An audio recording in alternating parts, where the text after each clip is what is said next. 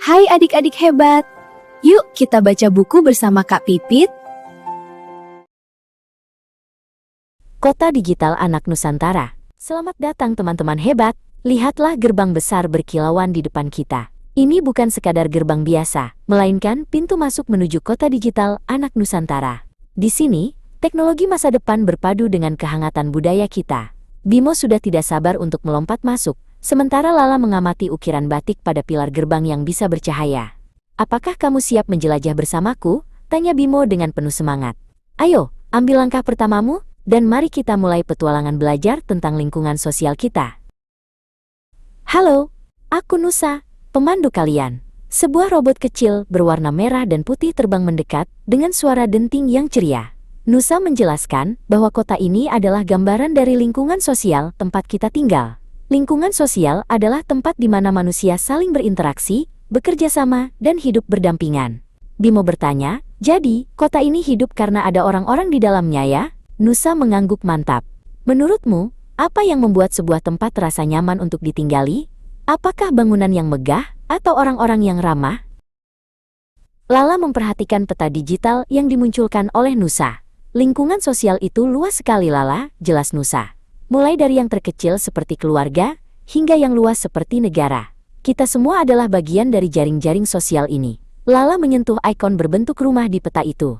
Nusa menjelaskan bahwa setiap interaksi kita dengan orang lain akan membentuk warna baru di kota ini. Jika kita bersikap baik, warna kota akan semakin cerah. Bisakah kamu menyebutkan siapa saja orang-orang yang ada di lingkungan sosialmu hari ini? "Lihat, itu rumah kita," seru Bimo saat mereka melewati zona perumahan. Disinilah lingkungan sosial terkecil bermula, keluarga. Di dalam rumah, kita belajar tentang kasih sayang, cara berbicara yang sopan, dan membantu orang tua. Lala mengingatkan bahwa keluarga adalah pondasi utama. Bimo melihat foto keluarga mereka yang terpajang di layar dinding digital. "Ibu dan ayah selalu bilang, rumah adalah tempat belajar pertama," kata Lala.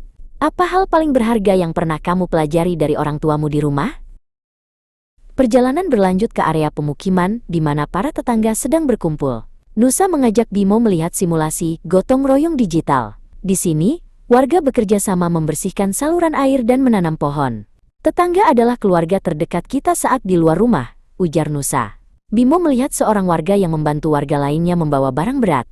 "Inilah inti dari bertetangga, saling peduli." Pernahkah kamu membantu tetanggamu saat mereka sedang kesulitan atau mengadakan acara? Ting tong, bunyi bel terdengar. Mereka sampai di sekolah digital.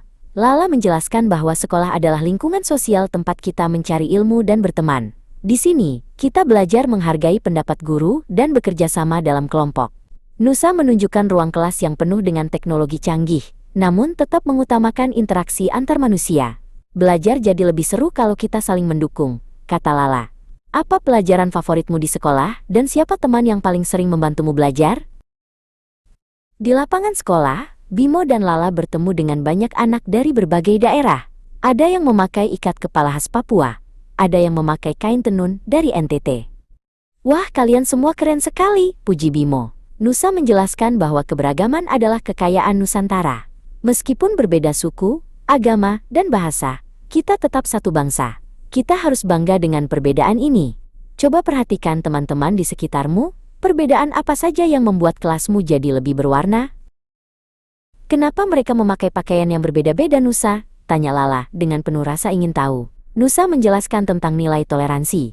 Toleransi adalah sikap menghargai perbedaan keyakinan dan kebiasaan orang lain. Di kota ini, ada berbagai tempat ibadah yang berdiri berdampingan dengan damai. Lala mengangguk paham, dunia akan terasa sepi kalau semua orang sama persis ya. Jika kamu melihat teman yang memiliki kebiasaan berbeda darimu, apa yang akan kamu lakukan agar tetap bisa bermain bersama? Tiba-tiba, lampu lalu lintas digital di depan mereka berubah merah. Bimo hampir saja melintas, tapi Nusa segera menahannya. "Eits, tunggu dulu. Kita harus patuh pada aturan," peringat Nusa. "Aturan dibuat agar kehidupan sosial kita tertib dan aman. Jika semua orang semaunya sendiri, kota ini akan kacau. Peraturan ada di mana-mana, di rumah, sekolah, dan jalan raya. Menurutmu, apa yang akan terjadi jika di dunia ini tidak ada aturan sama sekali?"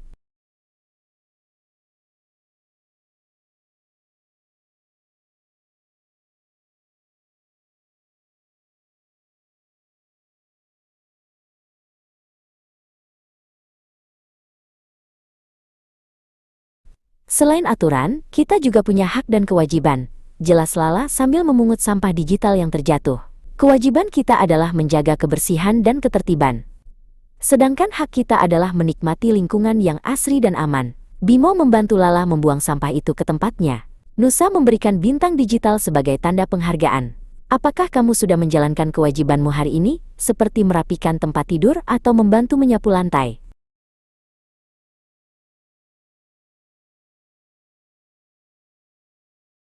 Suasana mendadak ramai saat mereka memasuki pasar rakyat digital. Di sini terjadi interaksi ekonomi. Ada penjual yang menawarkan buah-buahan segar dan pembeli yang menawar harga dengan sopan. Nusa menjelaskan bahwa pasar adalah tempat bertemunya kebutuhan manusia. Kita saling membutuhkan satu sama lain untuk memenuhi kebutuhan hidup, kata Lala. Jika kamu menjadi seorang penjual, bagaimana cara kamu bersikap agar pembelimu merasa senang dan ingin datang kembali?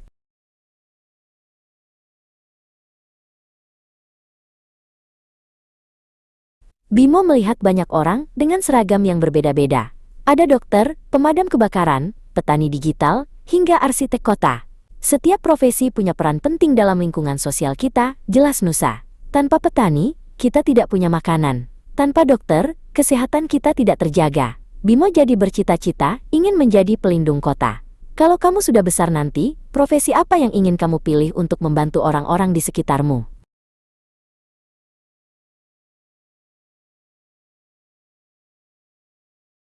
Mereka beristirahat di taman kota yang sangat indah. Di sini, semua orang boleh datang untuk bermain dan bersantai. Ini adalah ruang publik. Lala mengingatkan bahwa karena ini milik bersama, kita harus menjaganya bersama-sama juga. Tidak boleh merusak fasilitas atau mencoret-coret dinding. Taman ini milikku, milikmu, dan milik kita semua, bisik Bimo. Apa yang biasanya kamu lakukan saat sedang berada di taman atau lapangan bermain bersama teman-temanmu?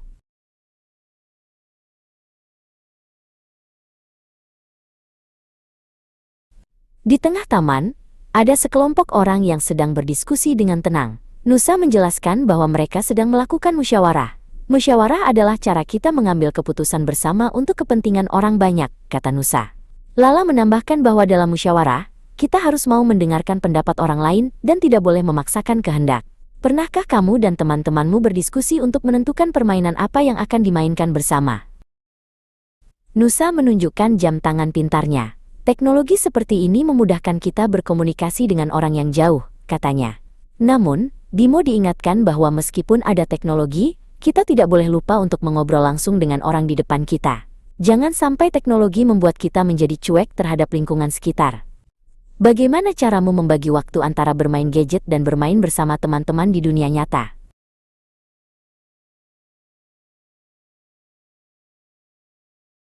Tiba-tiba terdengar suara perdebatan kecil antara dua robot pembersih.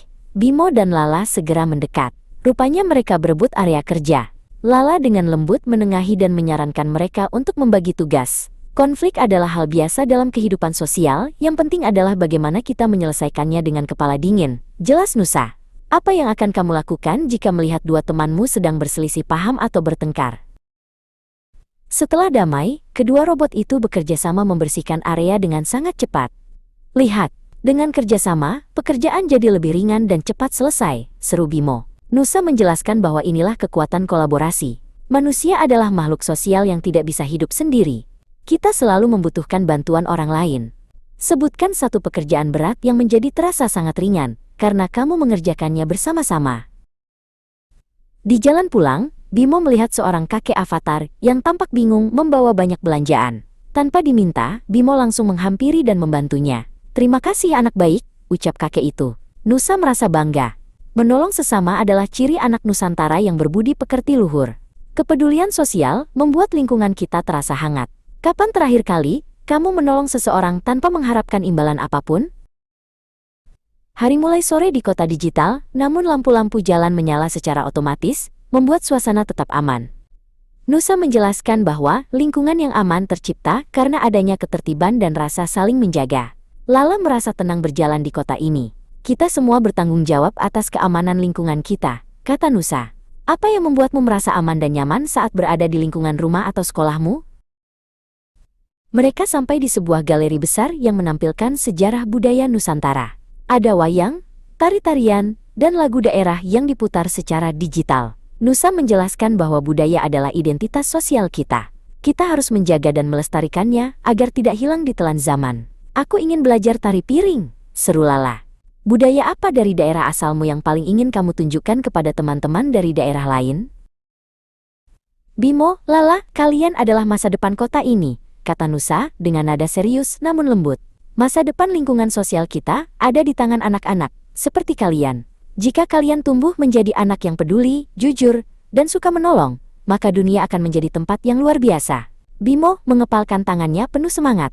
Apa impian terbesarmu untuk membuat lingkungan tempat tinggalmu menjadi lebih baik di masa depan? Tiba-tiba, Nusa menunjukkan sebuah simulasi di layar kecil. Di sana, terlihat kota yang berantakan, sampah di mana-mana, dan orang-orang yang saling berteriak. Ini adalah kota tanpa kerjasama dan aturan, jelas Nusa. Bimo dan Lala merasa sedih melihatnya. Lingkungan sosial yang rusak akan merugikan semua orang. Menurutmu, mengapa orang-orang di simulasi itu tidak bisa hidup rukun? Apa yang salah dengan perilaku mereka? Nusa segera mematikan simulasi itu dan menggantinya dengan pemandangan kota digital yang harmonis kembali. Burung-burung digital bernyanyi, dan orang-orang saling menyapa dengan senyum. Inilah hasil dari kerja keras kita semua untuk menjaga hubungan sosial, kata Nusa. Lala tersenyum lega. Keharmonisan adalah kunci kebahagiaan bersama. Hal kecil apa yang bisa kamu lakukan besok untuk membuat orang di sekitarmu tersenyum? Petualangan hari ini hampir berakhir. Nusa mengajak Bimo merenung sejenak tentang semua yang telah mereka lihat. Dari keluarga, sekolah, hingga masyarakat luas, semuanya saling terhubung. Bimo menyadari bahwa setiap tindakannya, sekecil apapun, berpengaruh bagi orang lain. Aku akan jadi anak yang lebih baik lagi, janji Bimo. Apa satu hal paling penting yang kamu pelajari dari perjalanan di kota digital anak Nusantara hari ini? Saatnya berpamitan. Gerbang keluar sudah terlihat. Bimo, Lala, dan Nusa melambaikan tangan kepada kalian semua. Ingatlah, kalian adalah bagian penting dari lingkungan sosial dimanapun kalian berada. Jadilah manusia yang bermanfaat, hargai perbedaan, dan selalu jaga kerukunan. Sampai jumpa di petualangan berikutnya, anak Nusantara yang hebat. Jangan lupa untuk selalu berbuat baik hari ini ya. Terima kasih sudah membaca bersama Kak Pipit.